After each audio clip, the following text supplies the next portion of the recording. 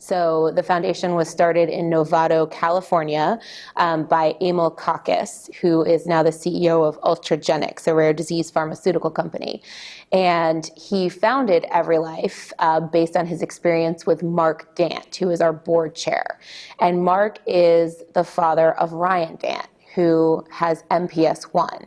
And when Ryan was very little, 2 or 3 years old, in the early 1990s, Mark was a police officer in Texas. And he and his wife were told that Ryan had this terrible disease, MPS I, and that he would die soon, and that they should just take him home and love him for as long as they had left.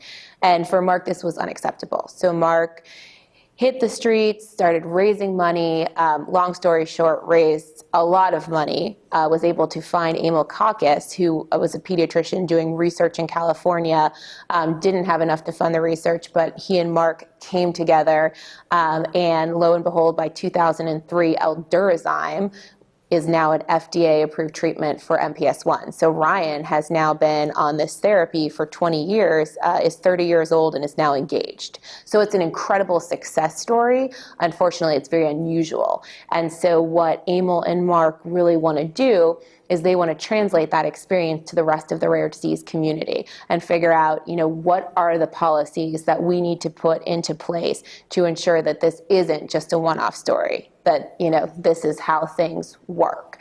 And it'll be, it's tough. And over the past 10 years, they have had some major successes.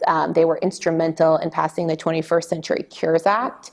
There's a lot of talk about what's going to come next after that, and that's something that the foundation will be very engaged in. We're also still very engaged in figuring out how do we work with FDA to streamline the regulatory process. How do we make changes for these small heterogeneous patient populations? We've been using randomized controlled trials as the gold standard for decades now, for 50 years.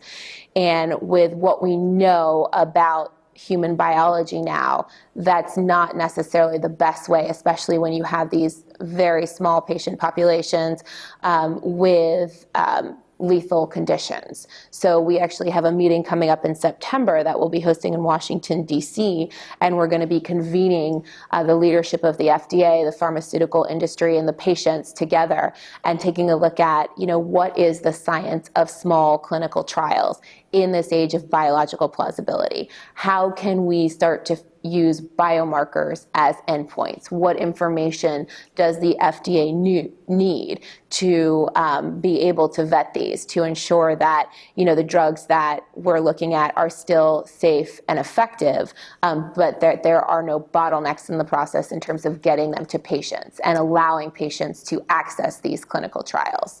And again, it's tough when you have very small, very heterogeneous patient populations. It's a new paradigm.